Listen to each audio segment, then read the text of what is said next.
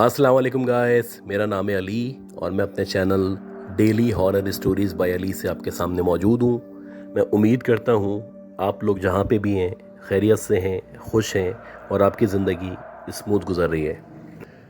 जिन लोगों ने अब तक मेरे चैनल को सब्सक्राइब नहीं किया वो इसको सब्सक्राइब कर लें, बेल आइकन को प्रेस कर दें, ऑल नोटिफिकेशन सेलेक्ट कर लें। अगर आपको ये स्टोरीज़ पसंद आती हैं तो आप अपने सर्किल में शेयर करें और आपसे रिक्वेस्ट है कि लाइक ज़रूर करें।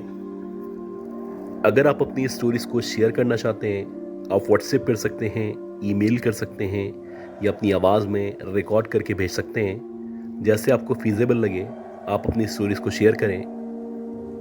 आपका स्टोरीज़ का शेयर करना मेरे लिए बहुत ही इम्पॉर्टेंट है। आज की जो पहली स्टोरी है ये हमें अर्जुन साहब ने भेजी है और ये एक क्लासिक स्टोरी है। तकरीबन अब से 50 साल पुरानी कहानी है। ये जो इंसिडेंट है ये इंसिडेंट इनके ग्रैंडफादर के साथ पेश आया था।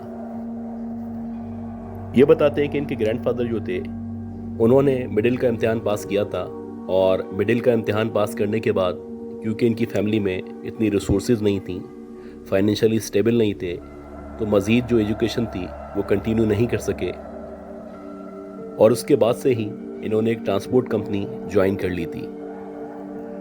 ये जो ट्रांसपोर्ट कंपनी थी ये बहुत बड़ी कंपनी थी, हैदराबाद दक्कन की एक मशहूर कंपनी थी जो अब भी वहाँ पे मौजूद है। और इनका काम था कि ये सर्विस प्रोवाइड करते थे, सामान को एक जगह से दूसरी जगह लेके जाना, पिकनिक के लिए ट्रांसपोर्ट प्रोवाइड करना, इसके अलावा जो इवेंट्स वगैरह होते हैं उसके लिए भी ट्रांसपोर्ट प्रोवाइड की जाती थी। इनके ग्रैंडफादर क्योंकि एक बहुत अच्छे ड्राइवर थे, उनको शुरू से ही ड्राइविंग आया करती थी, तो कुछ जद्दोजहद के बाद या कुछ कोशिशों के बाद इनको उस ट्रांसपोर्ट कंपनी में जॉब मिल गई। और ये जो जॉब थी ये हमेशा रही, यानी कि जब तक इनके दादा ज़िंदा रहे तब तक ये वहाँ पे जॉब करते रहे। शुरू में जब उन्होंने ज्वाइन किया था तो उनको सिटी के अंदर ही ट्रांसपोर्टेशन दी जाती थी, यानी कि अगर सिटी के अंदर कहीं जाना है, लोगों को लेके जाना है, या कोई इवेंट है या कोई बुकिंग है, तो इनको कहा जाता था कि विद इन सिटी आप चले जाएं। लेकिन जैसे जैसे इनकी परफॉर्मेंस अच्छी होती चली जा रही थी या ये बहुत अच्छे ड्राइवर बनते चले जा रहे थे, वैसे वैसे जो इनका मालिक था उसका ट्रस्ट इन पे बढ़ता चला जा रहा था और हर आने वाले दिन के साथ साथ इनकी सैलरी में भी इजाफा हो जाता था। एक वक्त ऐसा आया कि इनका जो मालिक था वो टोटली इनके ग्रैंडफादर पे डिपेंडेंट हो चुका था और कोई भी काम करना होता, कोई भी माल पहुंचाना होता, कहीं भी जाना होता तो वो इनसे मशवरा करता। ये बताते हैं कि इसी दौरानिए में एक बहुत बड़ा ऑर्डर उसकी कंपनी को मिला और ये जो ऑर्डर था ये किसी भी सूरत में 3 से 4 दिन के अंदर कंप्लीट करना था और इस ऑर्डर के मुताबिक कुछ गुड्स थी, कुछ सामान था, वो हैदराबाद दक्कन से लेके मुंबई तक जाना था। ये बताते हैं कि हैदराबाद दक्कन से मुंबई जाने के लिए उस वक्त तकरीबन 15 से 18 घंटे लगा करते थे, क्योंकि इतने ज़्यादा रोड कुशादा नहीं थे, पुराना दौर था, वीराना था, इतनी लाइट्स अवेलेबल नहीं थी। तकरीबन 700 से 750 किलोमीटर का ये डिस्टेंस था।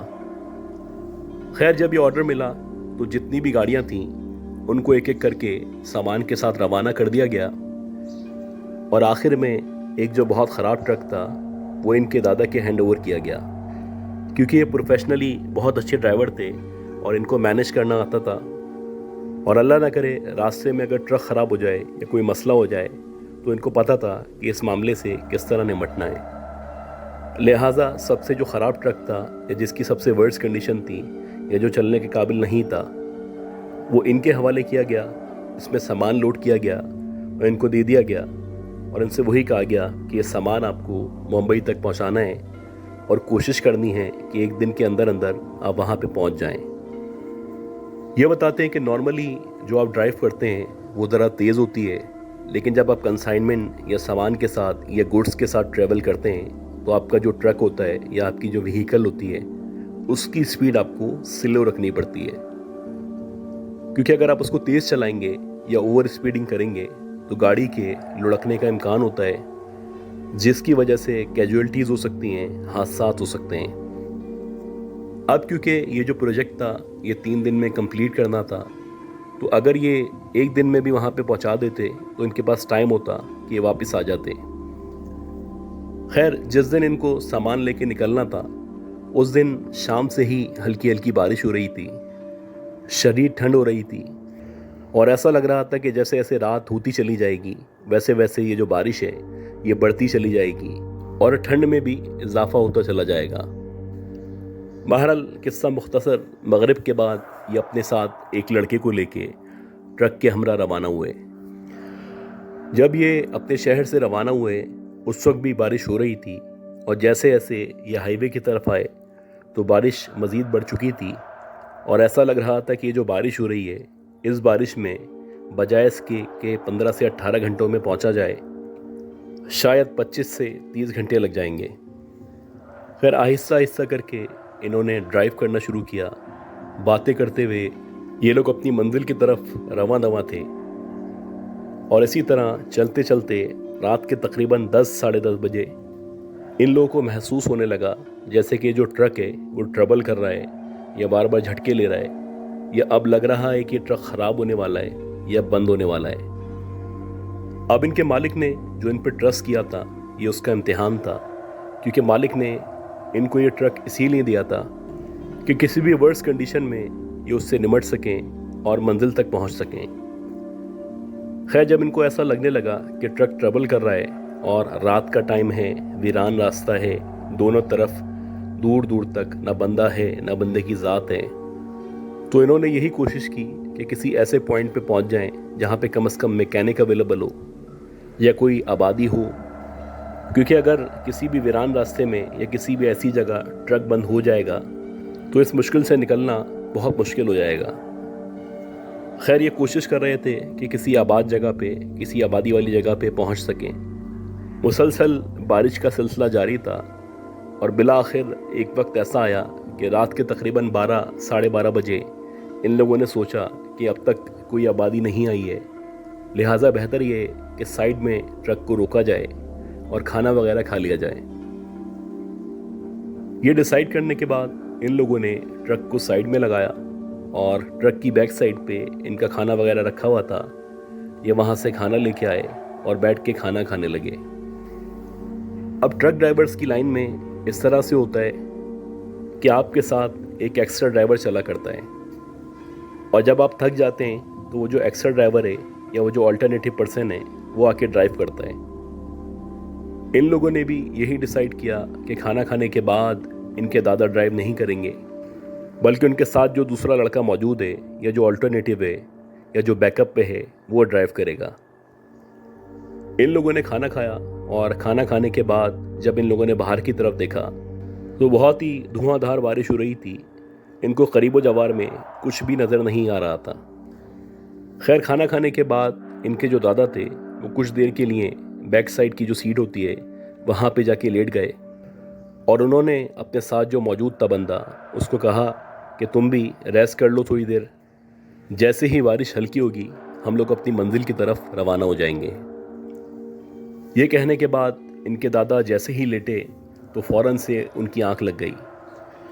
उनकी आंख लगे हुए अभी 10 से 15 मिनट ही हुए थे कि एकदम से इनके साथ जो बंदा मौजूद था, जो बैकअप ड्राइवर था, उसके चीखने की आवाज़ आई और जैसे ही उसके चीखने की आवाज़ आई तो इनके ग्रैंडफादर उठे और उठ के उसको देखने लगे। तो इन्होंने देखा कि वो अपने हाथ की तरफ देख रहा है और ज़ोर ज़ोर से चीख रहा है। जब इन्होंने उसकी ये हालत देखी तो जल्दी से आगे की तरफ आए और उससे पूछने लगे कि क्या हुआ है। वो कहने लगा कि मैं ट्रक की फ्रंट सीट पे बैठा हुआ था और मैं कोशिश कर रहा था कि थोड़ी देर रेस्ट कर सकूं कि इसी दौरानिए में एकदम से किसी ने ट्रक की जो विंडो है उसको नॉक करना शुरू कर दिया। इत्तफाक से शीशा मैंने बंद किया हुआ था। खैर, जैसे ही उसने नॉक करना शुरू किया तो बारिश इस कदर शदीद हो रही थी कि कुछ भी नज़र नहीं आ रहा था, लिहाजा मैंने गेट खोलने से या शीशा खोलने से अवॉइड किया, क्योंकि आम तौर पे इस तरह चोर डकैत भी आ जाते हैं और वो सामान को लूट लेते हैं। खैर, मेरी कोशिश थी कि मैं किसी भी तरह खिड़की में से या शीशे में से पहले कंफर्म कर सकूं कि कौन है, उसके बाद इसको खोलूं। इसी दौरानिए में एकदम से मैंने देखा कि 2 हाथ हैं जो एकदम से खिड़की के सामने आए हैं। बहुत ही काले जले हुए हाथ लग रहे हैं और उनके ऊपर जो नाखून हैं वो बहुत बड़े बड़े नाखून हैं बज़ाहिर देखने से ऐसा लगता है कि जिसके हाथ हैं उसकी स्किन या उसके हाथ जले हुए हैं, और वो दोनों हाथ नज़र आ रहे हैं, उसके अलावा जो बाकी बॉडी है वो नज़र नहीं आ रही। खैर, अभी मैं उन हाथों को देख ही रहा था कि एकदम से वो जो हाथ थे वो आके शीशे पे बार बार लगने लगे, और ऐसा लग रहा था जैसे वो नॉक करने की कोशिश कर रहे हैं या दरवाज़ा खुलवाना चाहते हैं। जैसे ही मैंने इस तरह के हाथ देखे तो मैं एकदम खौफ का शिकार हो गया। मैं पीछे हटा। हालांकि मैं पीछे हट चुका था, उसके बावजूद भी वो जो हाथ थे, देखते ही देखते ऐसा लगा कि ट्रक के अंदर दाखिल हो गए। और ना सिर्फ ट्रक के अंदर दाखिल हो गए, बल्कि वो दोनों हाथ मेरे दोनों हाथों को पकड़ने की कोशिश कर रहे हैं, और फाइनली वो जो दो हाथ थे उन्होंने मेरी दोनों कलाइयों को पकड़ लिया है। जैसे ही इन हाथों ने मेरी कलाइयों को पकड़ा, मैं अपने हाथ को छुड़ाने की कोशिश करने लगा। इसी दौरानिए में मुझे महसूस होने लगा कि ये जो दो हाथ हैं जो मुझे पकड़ रहे हैं या जिन्होंने मुझे पकड़ लिया है, उनके अंदर से ऐसा लग रहा है कि बहुत गर्मी निकल रही है या बहुत तपिश मौजूद है। और कुछ सेकंड्स के अंदर अंदर ही मुझे बाकायदा महसूस होने लगा जैसे कि मेरे हाथ में से धुआं निकल रहा है, यानी कि मेरे हाथ भी जलना शुरू हो चुके हैं। मैं शदीद तकलीफ़ में जैसे ही हुआ वैसे ही मैंने चीख मारी, और जैसे ही मैंने चीख मारी तो देखते ही देखते वो जो हाथ थे जो मुझे पहले बाहर नज़र आए थे फिर अंदर आ गए थे, वो एकदम से हवा में गायब हो गए। अब ये किस्सा सुनने के बाद जो मेरे ग्रैंडफादर थे वो कहने लगे कि ऐसा कैसे हो सकता है, मेरे ख्याल में तुम्हें वहम हुआ होगा। और जब इन्होंने ऐसा कहा तो वो जो अल्टरनेटिव ड्राइवर था उसने अपने दोनों हाथ, अपनी कलाइयाँ इनके आगे कर दी, और जैसे ही उसने अपने हाथ या अपनी कलाइयाँ इनके आगे की तरफ की तो मेरे ग्रैंडफादर ने देखा कि वाकई में उसकी जो कलाइयाँ हैं उन पे उंगलियों के निशानात मौजूद हैं, और जहाँ जहाँ पे उंगलियों के निशानात मौजूद हैं वहाँ से ऐसा लग रहा है कि उसकी खाल जल गई है या उतर रही है। अब ये सिचुएशन देख के जो मेरे ग्रैंडफादर थे वो भी खौफ का शिकार हो गए। वो भी सोचने लगे कि ऐसा कैसे हो सकता है, और ये कौन सी मखलूक है, ये कौन है जो एकदम से अंदर आया था। खैर, जैसे ही उन्होंने ये सूरत हाल देखी या उनको यकीन हो चला कि वाकई में कुछ हो रहा है, तो उन्होंने हनुमान चालीसा पढ़ना शुरू किया। और उसके साथ साथ जैसे जैसे वो हनुमान चालीसा पढ़ रहे थे वैसे वैसे इनका खौफ कम से कम होता चला जा रहा था। आधे पौन घंटे के अंदर अंदर सूरत हाल नॉर्मल हुई और इन लोगों का खौफ ख़त्म हो गया। ये बताते हैं कि इस दौरानिए में बारिश भी कम हो चुकी थी, और इन लोगों ने यही डिसाइड किया कि अब मज़ीद आगे बढ़ना चाहिए। खैर, ये लोग निकले, और इनको निकले हुए तकरीबन 1 से 1.5 घंटा गुजर चुका था, और ये मेन हाईवे पे मौजूद थे। रात के तकरीबन 2 या 3 बजे का टाइम था। एकदम से इन लोगों को एहसास होने लगा कि जैसे एकदम से ट्रक ख़राब हो रहा है, और वाकई में कुछ सेकंड्स के अंदर अंदर ट्रक ने झटके लिए और उसके बाद वो ख़राब हो गया। ये बताते हैं कि जैसे ही ट्रक ख़राब हुआ तो उसके बाद इन लोगों ने डिसाइड किया कि ट्रक से बाहर निकलते हैं और जाके चेक करते हैं और कोशिश करते हैं किसी मैकेनिक का इंतज़ाम कर सकें या यहाँ पे टाइम गुजार सकें, और जब सुबह हो जाएगी तो किसी आबादी में जाके किसी मैकेनिक को पकड़ के लेके आ जाएं। अभी ये इस बारे में सोच ही रहे थे कि एकदम से दोबारा से ट्रक की जो विंडोज़ थी वहाँ पे नॉकिंग शुरू हुई, और जैसे ही नॉकिंग शुरू हुई तो एकदम इन लोगों के कान खड़े हो गए। इनके ऊपर खौफ तारी हो गया, क्योंकि अभी कुछ देर पहले एक अजीब सा वाक़या इन लोगों के साथ पेश आया था, और ये दोबारा किसी भी इस किस्म के वाक़े को अफोर्ड नहीं कर सकते थे। खैर, जैसे ही नॉकिंग शुरू हुई तो इन लोगों ने खिड़की से और विंड स्क्रीन से बाहर की तरफ देखना शुरू किया, और ये देखना चाहते थे कि कौन है जो नॉक कर रहा है या कौन है जो मौजूद है। ये बताते हैं कि जब राइट साइड से आवाज़ आती तो ये लोग वहाँ पे झांकते, कोई नहीं होता। उसके बाद ये लेफ़्ट साइड की तरफ जाते तो वहाँ से आवाज़ आ जाती, मतलब कभी इधर से आवाज़ आती कभी उधर से आवाज़ आती, और जहाँ पे भी आवाज़ आती वहाँ पे कोई भी मौजूद नहीं होता। इन लोगों की लम्हा ब लम्हा हालत गैर से गैर होती चली जा रही थी। ये लोग शदीद खौफ का शिकार थे, और जो भी अकॉर्डिंग टू रिलीजन इनको आता था ये लोग मुसलसल पढ़ रहे थे। इसी दौरानिए में एकदम से ये जो नॉकिंग थी वो बंद हो गई, और जैसे ही नॉकिंग बंद हुई तो ये लोग रिलैक्स हो गए, और ये लोग समझने लगे कि सब नॉर्मल हो चुका है और अब डरने की बात नहीं है। ये बताते हैं कि कुछ देर बाद जब इनके ग्रैंडफादर ने गेट खोला और गेट खोल के वो नीचे उतरे तो इनको अजीब सी स्मेल आ रही थी। ऐसा लग रहा था जैसे गोश्त के जलने की स्मेल है, या बहुत ज़्यादा गंदी सी स्मेल है जो मुसलसल आ रही है। अब पहले तो ये समझे कि हो सकता है कि कोई बिल्ली, कोई कुत्ता वगैरह करीब में मरा हुआ होगा जिसकी वजह से ऐसी स्मेल आ रही है। ये इग्नोर करने लगे और इग्नोर करने के बाद ट्रक को सही करने के लिए पीछे की तरफ जाने लगे। अब ये जैसे पीछे की तरफ जा रहे थे तो इनको ऐसा लगा कि जैसे बैक साइड पे कोई खड़ा हुआ है या कोई वहाँ से झांक रहा है। जैसे ही इनको ऐसा लगा कि कोई ट्रक की बैक साइड पे मौजूद है तो एकदम से ये अलर्ट हो गए और इनको अंदाज़ा हो गया कि मामला गड़बड़ है और अभी तक ख़तरा टला नहीं है। बहरहाल ये चलते चलते रुक गए और जैसे ही रुके तो एकदम से किसी ने दोबारा झांका, और जैसे ही किसी ने दोबारा झांका तो इन्होंने देखा कि एक औरत है जिसके बाल खुले हुए हैं। उसने वाइट कलर की साड़ी पहनी हुई है और उसकी मांग में बहुत सारा सिंदूर लगा हुआ है। वो एकदम से झांक के इनको देखती है और फ़ौरन से अपना चेहरा पीछे कर लेती है। और ये बार बार होने लगा, यानी 3-4 बार वो जो औरत थी वो ट्रक की बैक साइड से झांकती और एकदम से पीछे हो जाती। कुछ देर तक ये इसको बर्दाश्त करते रहे और फिर इनको ऐसा लगने लगा कि शायद ये किसी करीबी गांव की औरत है या हो सकते कोई पागल औरत हो जो इस तरह का बिहेव कर रही है। और ये सोचने के बाद इनका थोड़ा सा हौसला बढ़ा और आहिस्ता आहिस्ता करके ये बैक साइड की तरफ बढ़ने लगे। अब ये जैसे जैसे बैक साइड की तरफ बढ़ने लगे और बैक साइड की तरफ पहुँचे तो वहाँ पे कोई भी मौजूद नहीं था। हालांकि ये जो एरिया था या इसके सराउंडेड में जो भी एरिया था वो मुकम्मल तौर पे वीरान था। कोई भी कहीं पे जाता या आगे पीछे होता तो वो नज़र आता। खैर, जब वो इनको बैक साइड पे नज़र नहीं आई तो ये आहिस्ता आहिस्ता करके आगे बढ़े और ट्रक के पास जाके अपना काम करने लगे।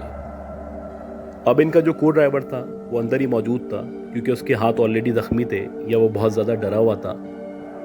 इन्होंने यही डिसाइड किया था कि तुम बाहर नहीं आना, मैं जाके देख लूँगा, क्योंकि इनकी निस्बत वो जो आदमी था या वो जो को ड्राइवर था वो बहुत ज़्यादा डरपोक था, बहुत ज़्यादा बुज़दिल था। अभी कुछ देरी हुई थी कि ट्रक को सही कर रहे थे या रिपेयर करने की कोशिश कर रहे थे या फॉल्ट को पकड़ने की कोशिश कर रहे थे कि एकदम से ऐसा लगा कि पीछे से कोई चलता हुआ इनके करीब आ रहा है। जब इन्होंने पीछे की तरफ देखा तो वहाँ पे कोई भी मौजूद नहीं था। कुछ देर तक खामोशी रही और उसके बाद दोबारा ऐसा लगने लगा कि कोई है जो ट्रक के सराउंडेड एरिया में मौजूद है।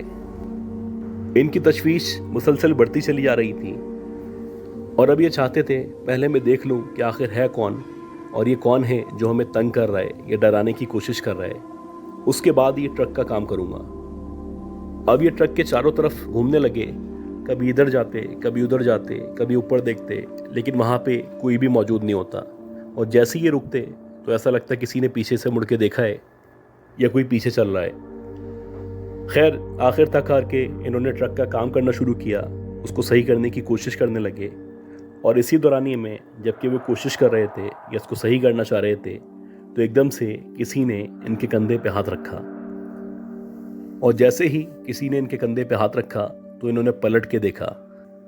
और जब इन्होंने पलट के देखा तो इन्होंने देखा कि वही औरत है। वैसे ही उसने वाइट कलर की साड़ी पहनी हुई है, उसके खुले हुए बाल हैं, लेकिन उसकी गर्दन पे कट लगा हुआ है या ऐसा लग रहा है कि किसी ने छुरी से उसकी गर्दन काटी है। उसकी गर्दन से मुसलसल खून निकल रहा है और वो हंस रही है। अब ये देख के इनके जो दादा थे वो बहुत ज़ोर से चीखे और जल्दी से उसको धक्का देके या झटका देके जैसे तैसे ट्रक के अंदर आके बैठ गए और मुसलसल हनुमान चालीसा पढ़ना शुरू किया। ये बताते हैं कि जैसे तैसे करके सुबह का वक्त हुआ और सुबह तक ये लोग मुसलसल कुछ ना कुछ पढ़ते रहे और पूरी रात इनको आवाज़ें आती रहीं जैसे कि कोई सराउंडेड एरिया में मौजूद है। खैर, जब सुबह हो गई, इक्का दुक्का गाड़ियाँ नज़र आने लगीं तो उसके बाद इन लोगों ने उस ट्रक के चारों तरफ का जायज़ा लिया तो वहाँ पे ना कोई खून का निशान था, ना कोई ऐसी चीज़ मौजूद थी, ना कोई बिल्ली या कुत्ता मरा हुआ था। खैर, जैसे ही सुबह हुई तो उसके बाद इन्होंने दोबारा से ट्रक को स्टार्ट करने की कोशिश की और जब दोबारा से स्टार्ट करने की कोशिश की तो वह स्टार्ट हो गया। उसके बाद जैसे तैसे ये मंजिल तक टाइम के अंदर पहुँच गए और सामान वगैरह डिलीवर कर दिया। इस दौरानिए में इन दोनों को शदीद बुखार हो चुका था और तकरीबन 7 से 8 दिन तक इन लोगों को शदीद बुखार रहा। तो गाइस, ये स्टोरी थी, मैंने सोचा आपसे शेयर करूं। अगर आपने अभी तक लाइक नहीं किया तो उसको लाइक कर दें, हो सके तो अपने सर्किल में शेयर करें और दुआओं में याद रखें कि अल्लाह ताला मुझे, मेरी फैमिली को, हम सबको सेहत दे, ज़िंदगी दे, हम सबके लिए आसानी फरमाए। अपना ख्याल रखिएगा। अल्लाह हाफिज़।